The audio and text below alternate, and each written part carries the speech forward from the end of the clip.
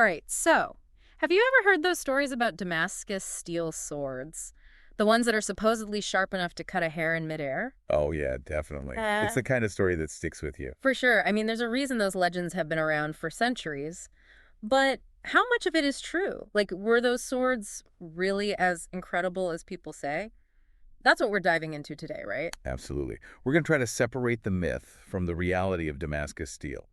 And luckily, we have this Wikipedia article to guide us. Perfect. So, where do we even begin with something like this? Well, you'd be surprised, but even the name Damascus steel is kind of misleading. Wait, really? I always thought it was called that because it was made in Damascus. That's what most people think. Hmm. But our source here actually says that while Damascus was a major trading hub for these blades, the steel itself actually originated somewhere else entirely. You're kidding. Yeah. So, where did it come from? Get this, southern India and maybe even Iran. Can you believe that? Whoa, seriously. So, we're talking about global trade networks all the way back then. Oh, absolutely. It just goes to show you that even back then, the world was more interconnected than we might think. That's incredible. Just imagine the coordination it would have taken to transport something as valuable as wootz steel ingots all the way from India to the Middle East. I know, right? Wootz steel, so that's the specific type of steel, and then Damascus steel is like the final product with those crazy patterns, right? Exactly. You got it. And even then, that journey is just the beginning. The real question is, what made those Damascus steel blades so special? Like, were they really strong enough to, say, cut through a rifle barrel? Okay, see, that's where I think the legends might be stretching the truth a bit. Right. It almost sounds too incredible to be true. Yeah, it's like we're talking superhero sword territory. Maybe not quite superhero level, but honestly, the truth isn't far off. It all comes down to the unique balance of flexibility and hardness that you got with Damascus steel. It was tough enough to withstand crazy impact without shattering. Like, that was unheard of back in the day. So it wasn't just about being super hard, but also about being able to, like, take a beating. Exactly. Now, where you have legends, you often have myths too, right? And Damascus steel has some pretty wild ones. Like, one particularly outlandish one claims that they hardened the steel by thrusting it into the body of a slave. Oh, come on. That's just barbaric. It's Yeah. like something out of a cheesy action movie. Right. But our source actually says this one probably started as a made-up anecdote in the Chicago Tribune back in 1894. Talk about fake news. Wow. It really goes to show you how a good story, even a totally ridiculous one, can worm its way into history, huh? Yeah, for sure.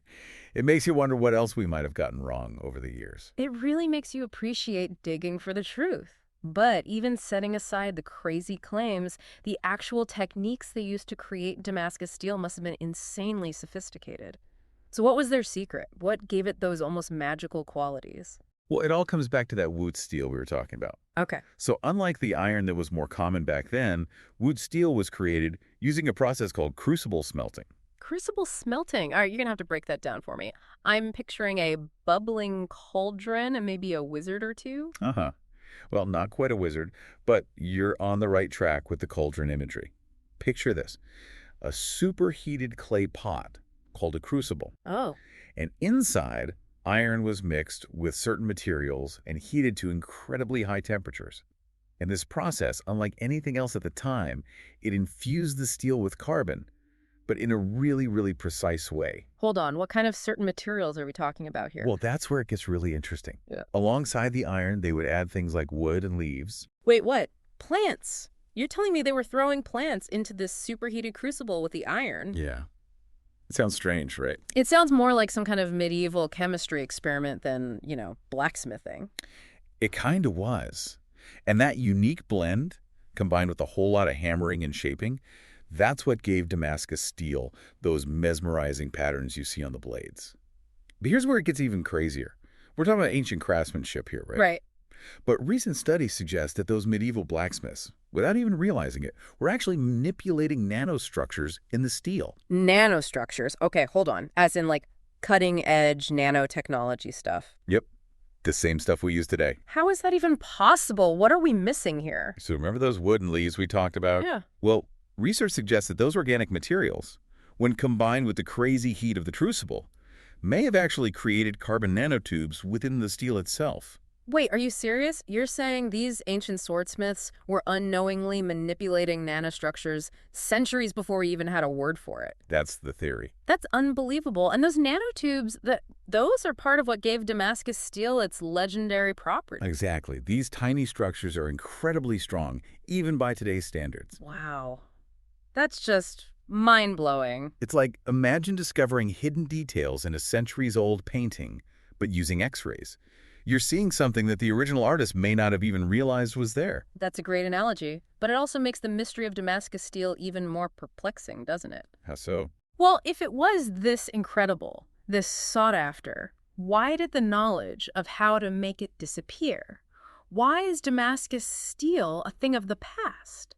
It's a question that has stumped historians and scientists for a very long time. It's like a masterpiece that vanished, Yeah. leaving only copies and a whole lot of questions behind. So what are the leading theories? Like, what happened to this legendary craft? Well, imagine a perfect storm of disruptions, right? Right. So one major theory points to a decline in those trade routes between India and the Middle East that we were talking about. Right. Because remember, those wootz steel ingots, they were the essential ingredient. No ingots, no Damascus steel. Exactly. It's as simple and as complex as that. Okay, that makes sense. But it can't be the whole story, right? I mean, there had to be other factors that contributed to such a specialized craft, just like vanishing. Oh, absolutely. And this is where it gets even more interesting. Remember how we were talking about those certain materials added to the crucible? Yeah, the wood, the leaves, all that. Right. So it turns out the exact source of those materials, even the impurities in the iron ore itself, could drastically change the final product. Even if you had the basic recipe, slight variations in those ingredients could mean the difference between a legendary blade and just another sword. So even if you had the recipe, finding the exact same ingredients from the exact same sources centuries ago, nearly impossible. Exactly. And then on top of that, you have to consider the human element too. What do you mean? Well, some of the techniques that they used to create Damascus steel, they were probably passed down through generations, right? Yeah. Like those subtle touches that don't always make it into written records. It's very possible that some of those crucial steps, that almost intuitive understanding of the craft, were just, lost or forgotten over time. It really highlights how fragile knowledge can be, huh? Especially when it's so deeply intertwined with specific materials, traditions, and of course, trade rights. But surely, with all our modern knowledge, all our technology, someone's tried to rediscover the secrets of Damascus steel, right? You'd better believe it. Yeah. I mean, knowing everything we know now about Damascus steel, Yeah. it makes you wonder, right? Like, was this knowledge lost forever? Or is it out there just, waiting to be rediscovered? So are you saying someone finally cracked the code that the lost art of Damascus steel is back? Well, it's not quite that simple. Yeah. It's more like modern blacksmiths have managed to recreate steels that look a lot like Damascus steel, especially using something called pattern welding. Okay. But even though they've got the patterns down, they still haven't been able to perfectly replicate the legendary properties of the original. So close yet so far. It's almost like finding all the ingredients for some legendary recipe, but then when you follow it, the final dish just doesn't taste quite the same. What's missing? Now, that is the million-dollar question. Right. Part of it, honestly, could be those subtle, almost intuitive techniques that, swordsmiths passed down for generations. Mm-hmm. The kind of thing that wasn't written down, but was more about a craftsman's eye, years of experience, that sort of thing. Right, yeah. We can try to replicate the process, sure, but it's like, imagine trying to recreate a masterpiece, like a culinary masterpiece, but you only have the ingredients list. Yeah. You might get close, but there's something missing. Exactly. That certain je ne sais quoi.